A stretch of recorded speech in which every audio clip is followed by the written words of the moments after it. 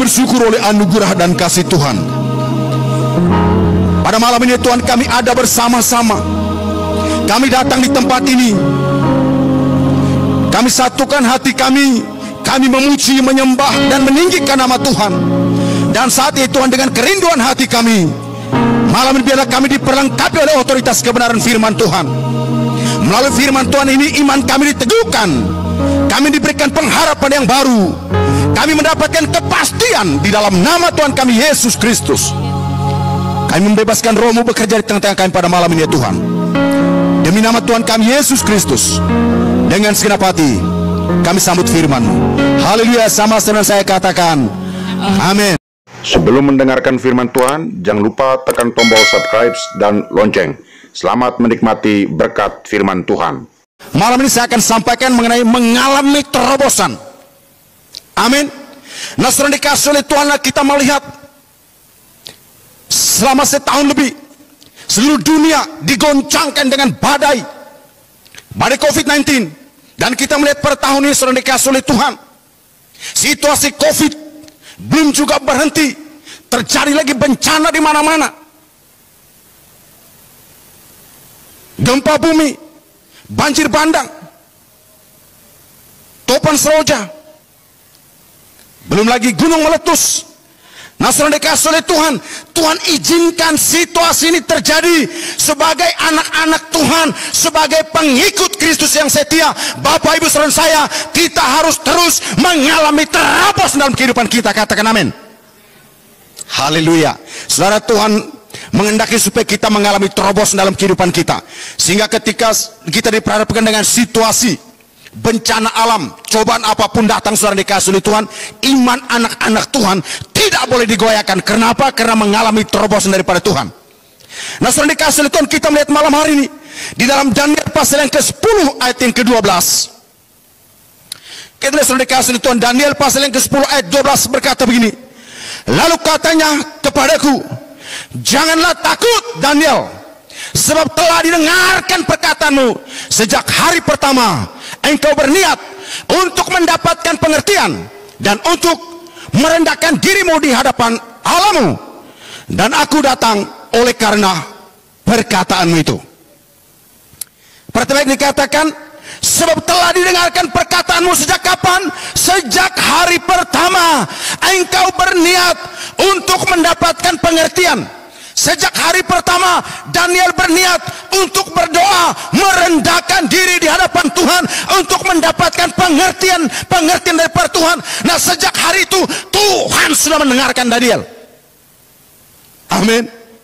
Jadi sudah dikasih oleh Tuhan. Jadi Tuhan tidak pernah terlambat untuk mendengarkan doa kita. Telinga Tuhan tidak pernah tuli untuk mendengarkan doa kita. Justru Alkitab mengatakan barusan berniat itu Tuhan sudah mendengarnya, saudara. Tuhan sudah mengetahuinya. Daniel baru berniat untuk merendahkan diri, Tuhan sudah mendengarkan doanya. Namun saudara dikasih oleh Tuhan, pernyataan ini malaikat sampaikan kepada Daniel. Itu saudara dikasih oleh Tuhan, itu setelah hari yang keberapa, saudara? Hari yang ke-21. Setelah hari yang ke-21. Mengapa demikian, saudara? Karena kalau kita baca kebenaran firman Tuhan, dikatakan sejak pada waktu malaikat datang untuk menyampaikan kabar baik, sebagaimana yang Tuhan telah mendengarkan doa Daniel, namun ia dihadang. Saudara, disitu dikatakan ia dihadang oleh kuasa kegelapan, pasukan Lucifer, sehingga sampai Mikael datang membantu dia, menolong dia. Lalu dia meninggalkan Mikael untuk bertempur melawan mereka. Lalu dia datang kepada Daniel. Lalu dia menyampaikan pernyataan kebenaran ini kepada Daniel. Dikatakan, janganlah takut Daniel, sebab telah didengarkan perkataanmu. Sejak hari pertama engkau berniat untuk mendapatkan pengertian. Nah, saudara, kita melihat bagaimana Daniel adalah seorang muda, tetapi dia mengalami suatu terobosan yang begitu dahsyat dan luar biasa dalam kehidupannya. Dan dia mengalami terobosan, bukan dia ada di tengah-tengah perkumpulan orang Israel, tapi dia ada di istana Babel sebagai seorang buangan. Dialah orang-orang muda dari suku Yehuda. Ia dibawa ke Babel sebagai tawanan. Namun dalam situasi tawanan, Daniel berjuang, berusaha untuk mengalami terobosan Tuhan. Haleluya. Saudara, terobosan terjadi bukan karena kita ada di tengah-tengah perkumpulan atau lingkungan yang mendukung iman kita, tapi terobosan terjadi ketika kita mengambil suatu keputusan, komitmen untuk mengalami terobosan itu. Sekalipun di tengah-tengah situasi yang sulit, terobosan pasti akan terjadi asalkan kerinduan hati kita untuk mengalaminya. Katakan amin. Daniel berusaha untuk mengalami terobosan, dan pada akhirnya Daniel mengalami terobosan yang begitu dahsyat dan luar biasa di dalam kehidupannya. Daniel mengalami terobosan karena ada pribadi yang begitu hebat, dahsyat dan luar biasa. Ialah Tuhan semesta langit, Tuhan semesta alam. Allah itu sendiri yang menyertai Daniel sekalipun dia ada di tengah-tengah situasi bangsa Babel sebagai seorang tawanan. Terobosan tetap akan terjadi. Haleluya. Kalau orang berpikir bahwa dia mengalami terobosan kecuali harus dia ada di tengah-tengah perkumpulan iman-iman orang Kristen, saudara dikasih oleh Tuhan, belum tentu kita akan mengalami terobosan. Justru terobosan itu di mana Tuhan mengizinkan kita mengalami situasi sulit, lalu di situ ada sebuah komitmen dari kita untuk mengalami terobosan. Disitulah kita akan benar-benar mengalaminya. Haleluya. Kita melihat saudara dikasih oleh Tuhan, Daniel bersama dengan ketiga rekannya, mereka adalah orang-orang muda dari suku Yehuda. Mereka dibawa ke Babel sebagai tawanan. Daniel, Sadrak, Mesak dan Abednego. Dan Daniel dia ada di 4 pemerintahan, dia ada di 4 raja. Itu artinya Daniel mengalami tekanan yang begitu hebat dan luar biasa. Daniel mengalami tekanan yang begitu dahsyat dan luar biasa. Tapi Daniel sedikit pun tantangan tidak akan mengecilkan niatnya untuk mengalami terobosan. Dia terus mengalami terobosan di dalam kehidupannya. Mereka berempat dibawa ke Babel karena Nebukadnezar bertitah kepada Aspenas, kepala pegawai istana kerajaan Babel. Mereka ditempatkan ke istana Babel. Mereka dibawa sebagai seorang tawanan. Namun mereka adalah orang-orang muda yang cerdas, orang-orang muda yang cinta Tuhan, takut akan Tuhan. Nah, saudara, kita melihat orang-orang muda yang tidak ada sesuatu yang celah dalam kehidupan mereka, yang berperawakan baik, yang memahami berbagai hikmat dan pengetahuan, dan yang mempunyai pengertian tentang ilmu-ilmu, bukan ilmu kuasa gelap ya, yakni orang-orang yang cakap untuk bekerja dalam istana raja. Dari mereka sudah dikasih oleh Tuhan, mereka dibawa ke Babel, ditempatkan di istana kerajaan Babel. Mereka di sana untuk dijadikan pekerja, dijadikan tawanan, dijadikan budak untuk bekerja. Itu artinya mereka tidak memiliki sebuah kebebasan. Kalau mereka ditawan untuk bekerja, maka mereka sama sekali tidak memiliki kebebasan, karena mereka dalam situasi di mana mereka ditawan.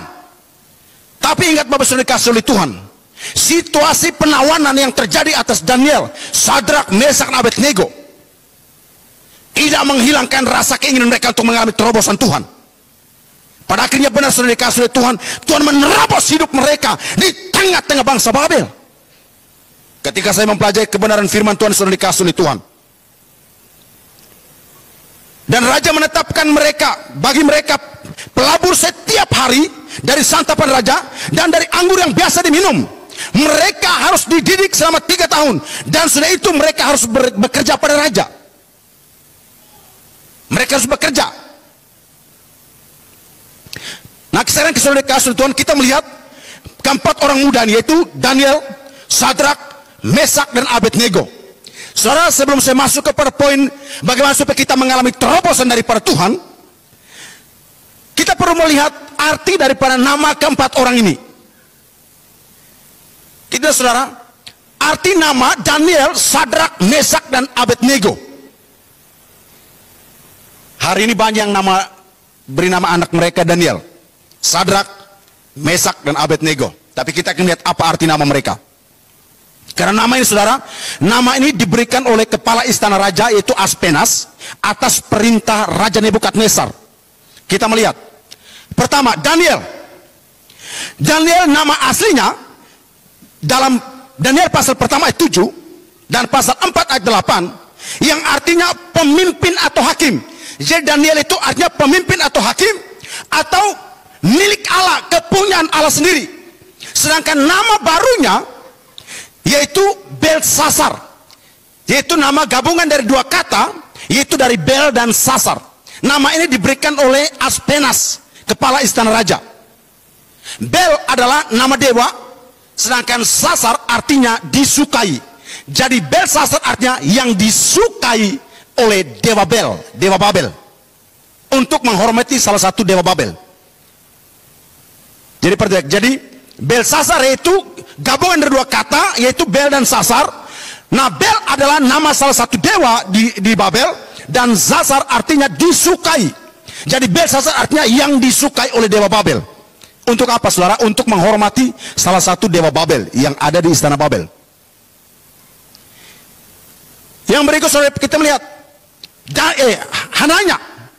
Hananya nama aslinya dalam Daniel pasal pertama 7 dan pasal dalam Daniel pasal pertama 7 artinya belas kasihan Allah. Jadi Hananya artinya belas kasihan Allah atau rahmat Allah. Sedangkan Sadrak yaitu nama baru. Jadi nama aslinya bukan Sadrak.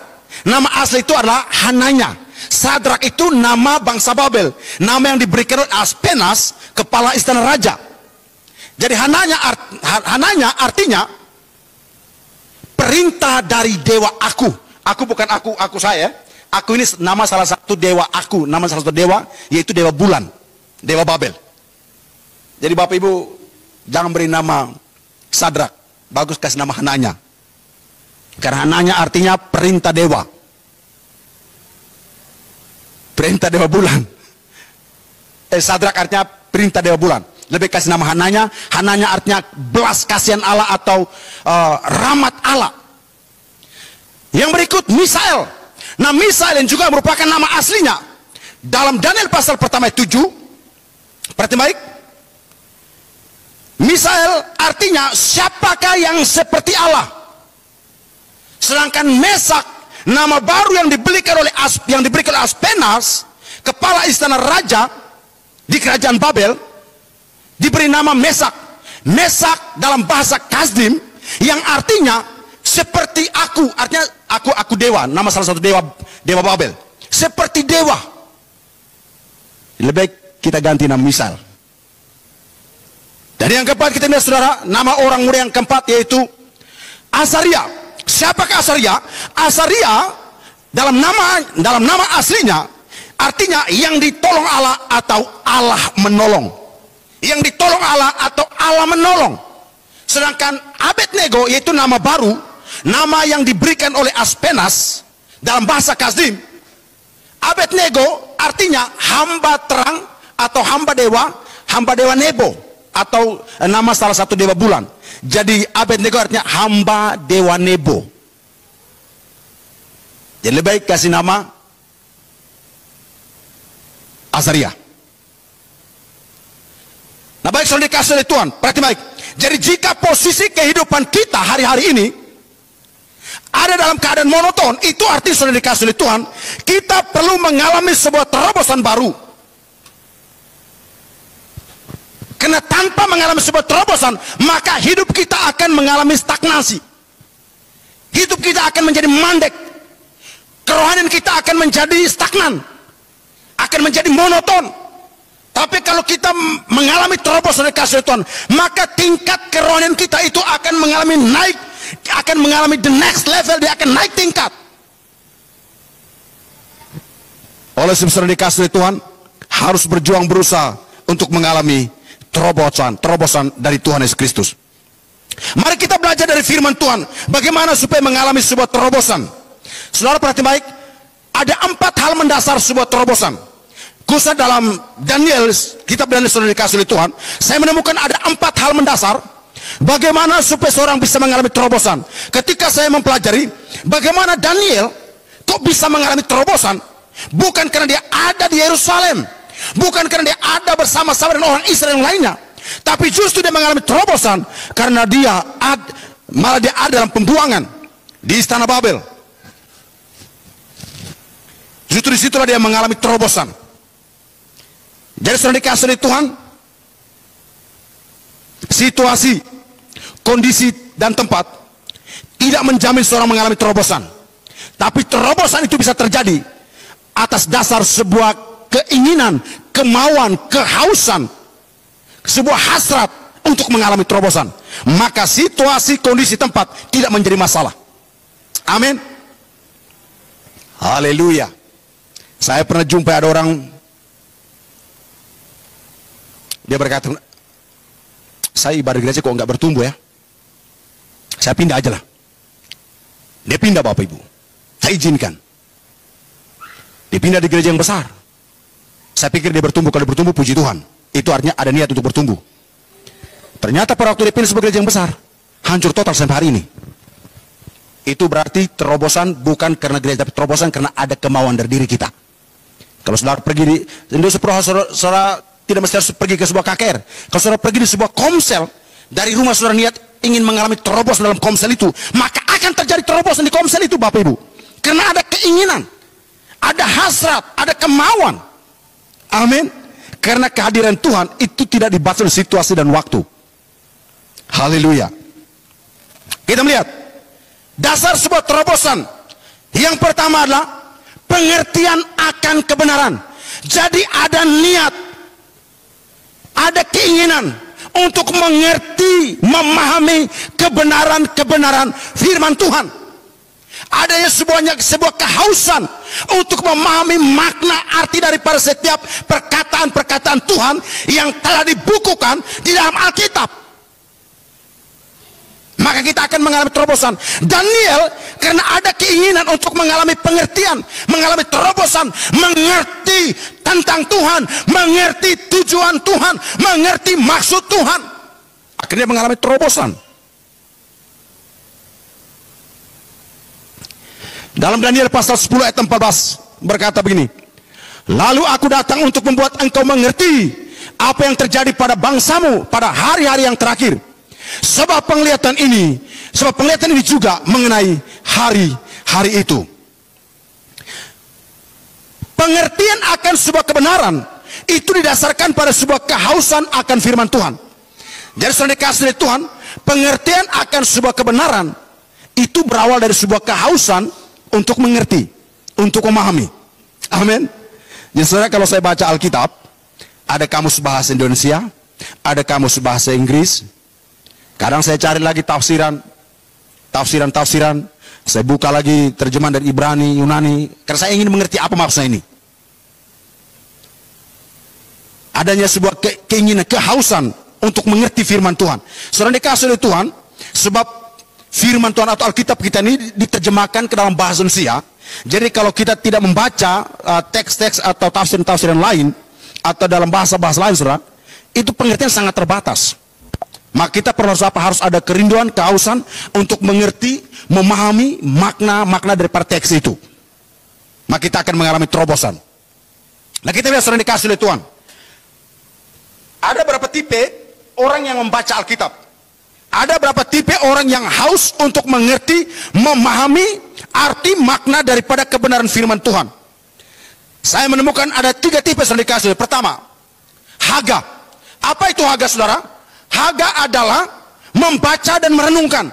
Jadi saudara dikasih oleh Tuhan, kita bersyukur saudara bahwa pemimpin pusat kita, Gereja Sidang Jemaat Allah, yang ada dalam hati pemimpin-pemimpin kita di pusat, yaitu kerinduan mereka bahwa supaya seluruh anggota Gereja Sidang Jemaat Allah, bukan hanya pendeta tapi sampai jemaat, mereka harus bisa mengerti, memahami firman Tuhan. Makanya dibuatlah salah satu program, yaitu program membaca Alkitab. Bahwa pelayan Injil atau pendeta satu hari minimal 5 pasal, dan jemaat minimal 2 pasal ya. Doa pendeta satu hari minimal 3 jam, jemaat minimal 30 menit.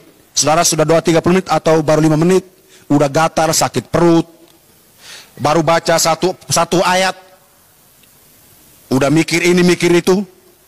Jadi perhatian saudara, jadi haga adalah membaca dan merenungkan. Kita melihat di dalam Mazmur pasal pertama ayat 2 berkata begini, tetapi yang kesukaannya, kegemarannya, keinginan atau kesenangannya ialah Taurat Tuhan dan merenungkan, dan haga Taurat itu siang dan malam. Jadi mereka membaca dan merenungkan. Haga merenungkan Taurat itu siang dan malam. Itulah yang membuat Yosua berhasil menduduki tanah Kanaan, berhasil menduduki tanah perjanjian. Yaitu kita melihat dalam Yosua pasal pertama ayat 8 dikatakan, jangan engkau lupa memperkatakan dan Haga merenungkan Taurat itu siang dan malam, supaya perjalananmu berhasil dan engkau akan beruntung. Jadi itulah saudara dikasih oleh Tuhan, tipe orang yang membaca firman Tuhan, yaitu tipe pertama adalah Haga. Yang kedua, perhatikan baik, mengapa kita perlu Haga atau merenungkan firman Tuhan? Perhatikan Bapak Ibu, mengapa kita perlu Haga atau merenungkan firman Tuhan? Di sini jelas dikatakan, karena Allah benar-benar menginginkan bahwa firman-Nya tersimpan di dalam hati umat-Nya. Tuhan sendiri menginginkan supaya firman-Nya tersimpan di dalam kehidupan kita, di dalam hati kita. Yeremia pasal 31 ayat 33 berkata begini, tetapi beginilah perjanjian yang kuadakan dengan engkau, dengan kaum Israel sesudah waktu itu.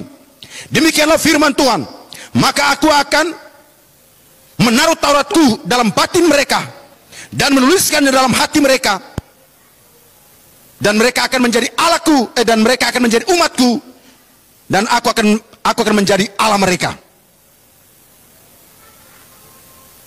Haleluya. Jadi saudara, pertamalah Haga saudara membaca, merenungkan. Jadi begini Bapak Ibu, jadi baca firman Tuhan jangan hanya begini ya, yang penting udah bacalah, bangun pagi udah baca satu ayat, udah selesai, yang penting saya sudah baca. Bukan begitu saudara. Jadi Tuhan tidak menghendaki yang penting kita baca, tapi Tuhan mau adalah kita memperhatikan, merenungkan. Nanti Tuhan akan berbicara kepada kita dari kebenaran itu. Haleluya. Tuhan akan berbicara kepada kita saudara. Dalam Yosua pasal pertama ayat 8, janganlah engkau lupa memperkatakan kitab Taurat ini, tetapi renungkan itu siang dan malam, supaya engkau bertindak hati-hati sesuai dengan segala yang tertulis di dalamnya.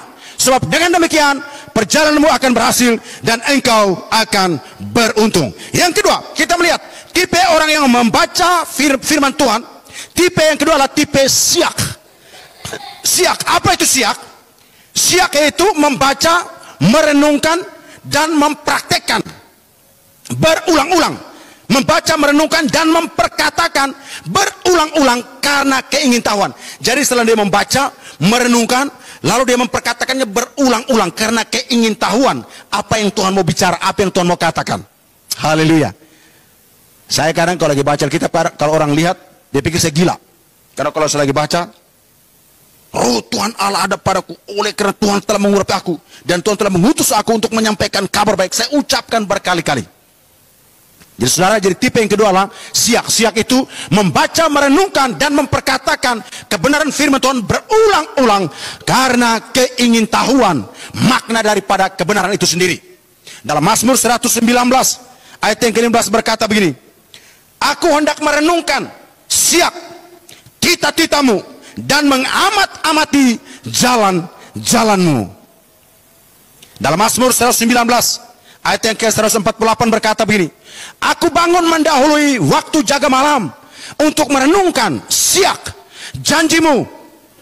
Perhatikan Bapak Ibu, jadi pemahaman Alkitab tidak bisa hanya sekedar membaca, tetapi harus merenungkannya, harus siak secara berulang-ulang, memperkatakan berulang-ulang sampai firman itu jadi rema dalam kehidupan kita, sampai firman itu berbicara kepada kita, sampai firman itu membaca hati kita, membaca pikiran kita. Pernah Bapak Ibu baca firman Tuhan, tiba-tiba seperti kayak firman itu tegur saudara? Saya berkali-kali Bapak, waktu saya baca berulang-ulang, tiba-tiba firman itu seperti kayak menampar saya, pak. Saya diam, saya bilang, Tuhan ampuni saya kalau saya telah melukai orang ini. Tuhan ampuni saya. Saya minta ampun Tuhan, ampun saya, kuduskan pikiran saya, kuduskan hati saya. Kalau kita memperkata ulang Bapak Ibu, firman itu akan berbicara kepada kita. Firman akan membaca hati kita dan membaca pikiran kita. Amin. Tapi kalau kita hanya sekedar membaca, ya firman pun berlalu begitu saja. Yang terakhir, yang ketiga, tipe orang yang membaca firman Tuhan. Yang ketiga adalah meletao. Meletao. Apa itu meletao? Membaca, merenungkan, memperkatakan berulang-ulang, mempraktekkan. Jadi dia tidak hanya membaca, tidak hanya merenungkan, dia tidak hanya membaca, merenungkan lalu memperkatakan, tapi dia sampai do it, lakukan, mempraktekkan. Waktu dia mempraktekkan, sudah dikasih oleh Tuhan, disitulah kuasa Allah bekerja. Saya pernah hanya karena berhutang, bukan saya berhutang sama orang, berhutang sama saya. Hutangnya saya sudah lupa Bapak Ibu, karena hutangnya udah 3 tahun lewat, dan saya sudah lupa dan sudah nggak ingat lagi hutangnya. Dan hutangnya nggak banyak, hutangnya 3.750.000. Lalu setelah lewat 3 tahun setengah masuk tahun yang keempat, dalam situasi kondisi saya kepepet dengan ekonomi, tiba-tiba saya teringat, oh ini orang ini belum bayar hutangnya. Saya tagih Bapak Ibu. Saya tagih, saya telepon dari angkat, masuk Bapak Ibu, tapi dari angkatnya. Saya SMS, waktu itu belum ada WA, masih zaman-zamannya SMS. Saya SMS pun cuma dibaca, tapi enggak dibalas-balas. Tiba-tiba mulai marah. Tapi di saat saya marah, tapi saya juga ucapkan firman Tuhan, saya bilang, Tuhan tolong saya, Tuhan ini saya lagi butuh dana untuk sewa rumah, Tuhan tolong saya. Tiba-tiba saudara, Tuhan itu menampar saya. Tuhan membaca hati saya, membaca pikiran saya. Jadi firman itu menjamah saya. Lalu firman itu berkata begini, hapusilah hutang temanmu itu. Tiba-tiba saya teringat, kalau saya tidak hapus, nanti dosa saya pun tidak akan dihapus. Akhirnya tiba-tiba saya menangis, lagi memikirkan untuk sewa rumah. Lalu Tuhan bilang, hapus hutangnya. Lalu saya SMS. Yang tadinya mulai kata-kata kasar Bapak Ibu, saya bilang, Anda hamba Tuhan atau hamba apa? Bayar hutang Anda. Tiba-tiba Tuhan bilang, hapus hutang temanmu. Akhirnya saya SMS, saya bilang, Shalom. Nadanya udah sopan Bapak Ibu. Saya bilang, Shalom, sahabatku, atas dorongan kuasa Roh Kudus. Dan dengan segenap hati, saya hapus hutang Bapak. Bapak tidak lagi berhutang sama saya. Hutang Bapak sudah lunas. Saya menginginkan hubungan persahabatan kita sebagai rekan sekerja Allah. Selesai saya kirim, tiba-tiba ada orang telepon saya. Bukan dari orang yang hutang tuh Bapak Ibu, itu orang lain. Dia kasih duit pas untuk bayar rumah setahun. Padahal tadi kalau saya nagih teman saya bayar hutangnya, tidak bisa bayar rumah. Karena hanya 3.750. Mana bisa bayar rumah? Tapi waktu saya hapus hutang teman saya, lalu Tuhan bekerja lakukan mujizat. Jadi ingat Bapak Ibu, ketika ketaatan mempraktekkan firman Tuhan, disitulah ada mujizat yang terjadi. Katakan amin. Haleluya. Ada mujizat pada waktu kita melakukan firman Tuhan, waktu kita mempraktekkan firman Tuhan, waktu kita meletao dengan firman Tuhan. 1 Timotius pasal 4 ayat 15 berkata, perhatikanlah, meletao atau praktekkanlah, lakukanlah, berlatihlah. Semuanya itu hiduplah di dalamnya, supaya kemajuanmu nyata kepada semua orang. Supaya kemajuanmu nyata kepada semua orang. Haleluya. Jadi begini Bapak Saudara dikasih oleh Tuhan. Saya mengibaratkan begini, jadi waktu baca firman Tuhan, itu jangan seperti orang mau pergi ke rumah makan. Ada berapa tipe orang ke rumah makan. Waktu dia pergi ke rumah makan, dia nggak peduli makanannya enak apa enggak, yang penting makan, kenyang. Wah, sudah kenyang saya. Yang penting sudah makan. Itu yang disebut dengan tipe haga. Mau peduli enak apa enggak, yang penting udah kenyang. Ditanya, bagaimana makan enak? Enggak tahu saya. Yang penting sudah kenyang. Itu tipe haga. Tipe haga enggak peduli, yang penting ya saya sudah baca. Nah, tipe orang yang kedua ke rumah makan, dia makan sambil memperhatikan. Oh, enak masakannya. Ini tipe siak. Dia makan sambil dia nyoba-nyoba, dirasain, wah ternyata enak masakannya. Nah, ini tipe siak. Artinya orang ini setelah dia membaca, dia merenungkan, untuk apa? Pengetahuan. Ini juga belum cukup. Yang dikehendaki Tuhan adalah tipe meletao. Meletao itu saudara, kalau orang yang pergi ke rumah makan, kalau dia makan, dia memperhatikan, dia rasa enak, lalu dia mulai memperhatikan, kira-kira apa sih resepnya? Apa sih resepnya? Nah itu tipe orang yang disebut meletao. Jadi dia tidak hanya membaca, tidak hanya merenungkan, tapi dia melakukan, dia ingin tahu kira-kira Tuhan mau bekerja apa dengan ayat firman Tuhan ini. Saya teringat mertua saya yang laki. Waktu datang saya bawa dia ke rumah makan, kami makan. Sebentar makan dia bilang, enak masakannya. Lalu dia mulai, saya perhatikan dia makan. Saya makan aja dia. Dia makan, dia perhatikan, dia cicipin enak-enak. Lalu dia mulai, tiba-tiba dia pergi ke sana, dia tanya, ini apa bumbu-bumbunya? Akhirnya orang tuh kasih tahu bumbunya ini. Pulang ke rumah, besoknya dia beli ikan, dia masak sendiri. Dia bilang, enak juga seperti dia mau makan tadi malam kan? Saya pikir, oh ini bagus juga ini. Jadi pergi ke rumah makan tidak hanya sekedar makan. Demikian juga saudara, jadi baca firman Tuhan tidak hanya sekedar baca, tapi kita harus sampai tahu kira-kira apa maksud Tuhan mau bicara. Apa yang Tuhan mau kerjakan dari ayat ini. Maka kita akan mengalami terobosan. Haleluya. Perhatikan saudara dikasih oleh Tuhan. Hasil dari meletao adalah terobosan iman. Iman kita akan meningkat. Iman kita akan naik. Iman kita akan terus mengalami terobosan. Maka buah dari sebuah terobosan iman adalah mujizat. Perhatikan baik. Buah dari terobosan iman adalah mujizat. Mujizat tidak akan pernah terjadi hanya sekedar yang penting hari ini saya sudah baca. Mujizat tidak akan pernah terjadi. Yang penting hari ini saya sudah berdoa. Yang penting bangun pagi saya sudah berdoa. Tapi mujizat terjadi adalah ketika kita mempraktekkan, melakukan firman Tuhan. Apa yang Tuhan katakan, kita lakukan. Di situlah Tuhan bekerja. Mujizat terjadi. Haleluya. Jadi perhatikan baik, hasil dari meletao adalah terobosan iman.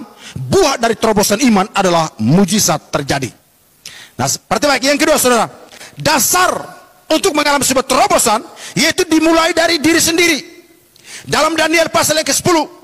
Ayat 7 sampai dengan 8a saudara, Daniel memiliki sebuah keinginan. Karena dia tidak membutuhkan siapa-siapa lagi, dia tidak perlu siapa-siapa lagi. Karena tidak ada yang mendukung imannya, karena dia ada di tengah istana Babel. Tapi dimulai dari diri sendiri, ada keinginan yang kuat. Ketika pada waktu Daniel menerima surat, saudara, waktu Daniel menerima surat, dan ini surat yang dikeluarkan, undang-undang dikeluarkan oleh raja, bahwa selama 30 hari tidak seorang pun berdoa mohon kepada Allah lain kecuali kepada Raja Darius. Dan surat itu ditandatangani dengan cap cincin meterai raja. Kalau sebuah surat dengan cap cincin meterai raja, itu artinya surat itu tidak dapat dibatalkan, berlaku sah dan berlaku baik orang kerajaan Babel maupun orang-orang bangsa asing, berlaku. Waktu Daniel menerima surat itu, perhatikan baik, dimulai dari diri sendiri. Daniel dari diri sendiri ada keinginan bagaimana supaya dia mengalami terobosan, sekalipun surat undang-undang telah dikeluarkan di tangan dia. Alkitab mencatat Daniel naik ke atas suatu rumah, dia berdoa, dia sujud mohon kepada Allahnya. Satu hari berapa kali? Satu hari 3 kali. 1 hari 3 kali Bapak Ibu. Ada keinginan yang kuat untuk mengalami terobosan. Walaupun mereka 4 orang muda, tapi di sana mereka dipisahkan. Sadrak, Mesak, Abednego, mereka dipisahkan, Daniel sendirian. Itu artinya tidak ada yang bisa menopang iman dia, tidak ada yang bisa memotivasi dia, tidak ada yang bisa mendorong dia. Ayo kamu harus bangkit, kamu harus bangkit. Enggak ada Bapak Ibu. Dimulai dari diri sendiri. Harus bangkit.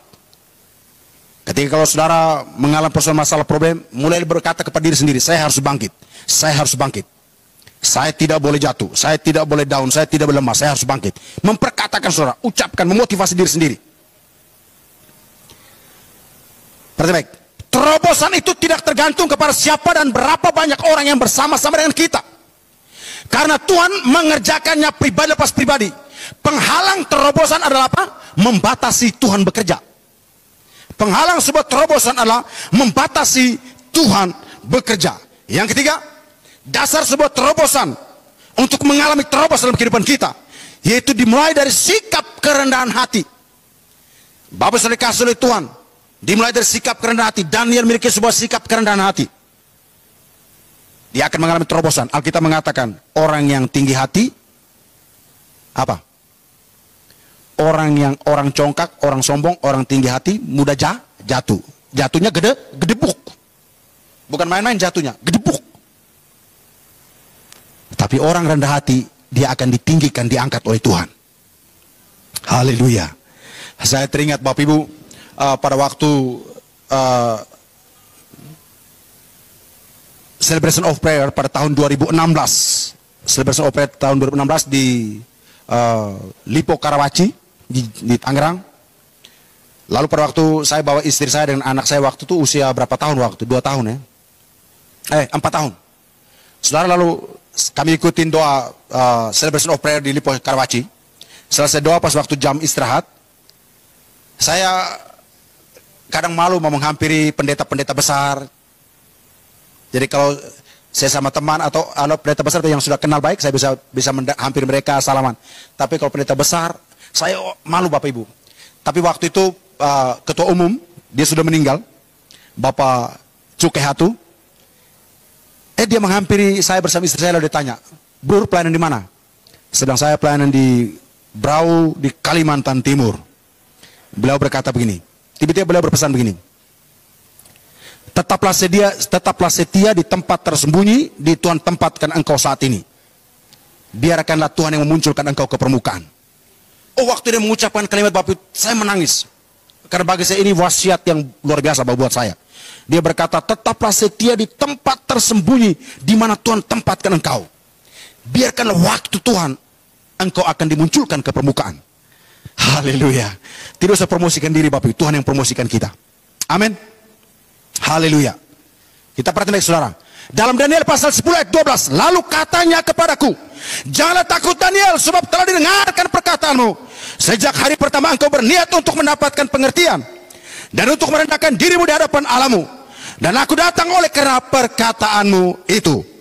Yang terakhir, dasar sebuah terobosan, yaitu dimulai dari apa? Berusaha dengan sungguh-sungguh untuk mengenal Allah dengan benar. Daniel berusaha dengan sungguh-sungguh untuk mengenal Allahnya, sekalipun di istana Babel, sekalipun sebagai seorang buangan, tapi dia berusaha untuk mencari Tuhan di tempat pembuangan. Di sana dia berjumpa dengan Tuhan, dia mengalami terobosan Tuhan, sehingga dia diselamatkan dari gua singa. Dia diselamatkan dari gua singa, sekalipun ancamannya gua singa. Kalau Sadrak, Mesak, Abednego itu ancamannya perapian. Kalau Daniel ancamannya gua singa. Mujizat terjadi di sana Bapak Ibu. Karena apa? Karena dia berusaha untuk mengenali Allahnya dengan benar. Haleluya. Saudara perhatikan baik. Dalam Hosea pasal 6 ayat 3. Marilah kita mengenal dan berusaha dengan sungguh-sungguh mengenal Tuhan. Ia pasti akan apa? Ia pasti akan muncul seperti fajar. Ia akan datang kepada kita seperti hujan. Seperti hujan. Seperti baik. Ya, seperti hujan pada akhir musim yang mengairi bumi. Marilah kita mengenal dan berusaha dengan sungguh-sungguh mengenal Tuhan. Ia pasti akan muncul seperti fajar. Ia akan datang kepada kita seperti hujan. Seperti hujan pada akhir musim yang mengairi bumi. Tapi bagaimana prinsipnya? Berusaha untuk mengenali Tuhan kita dengan sungguh-sungguh, mengenali firman-Nya dengan sungguh-sungguh, mengenali setiap perkataan kebenaran firman dengan sungguh-sungguh, supaya kita mengalami terobosan Tuhan dalam hidup kita. Baik Bapak Ibu, saya tutup. Terobosan yang sebenarnya dimulai dari cara pandang seorang yang berbeda terhadap keadaan, sekalipun keadaan sekitarnya belum atau tidak berubah. Dunia berkata tidak mungkin, anak Tuhan harus berkata mungkin. Dunia berkata tidak bisa, kita harus berkata bisa. Dunia berkata kamu tidak mampu, harus berkata bersama Yesus, saya mampu, saya bisa. Cara pandang itulah yang telah merubah kehidupan Daniel, dan termasuk saudara dan saya pada malam hari ini, yang membutuhkan sebuah terobosan pada hari-hari ini. Selamat mengalami terobosan. Salam kemenangan. Baik Bapak Saudara dikasihi oleh Tuhan,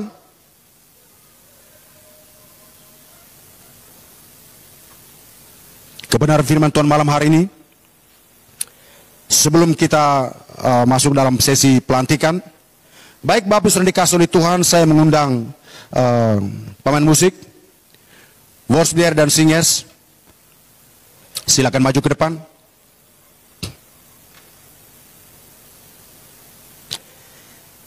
Kita nyanyikan pujian Ku Tak Membawa.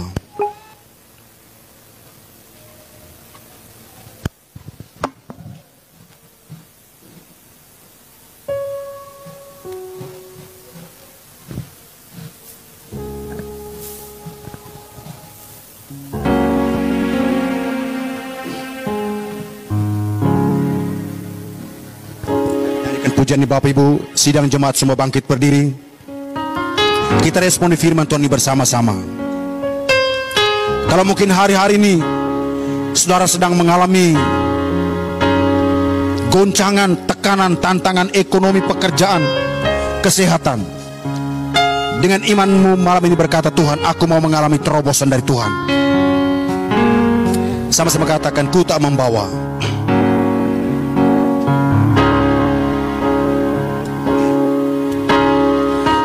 Apapun juga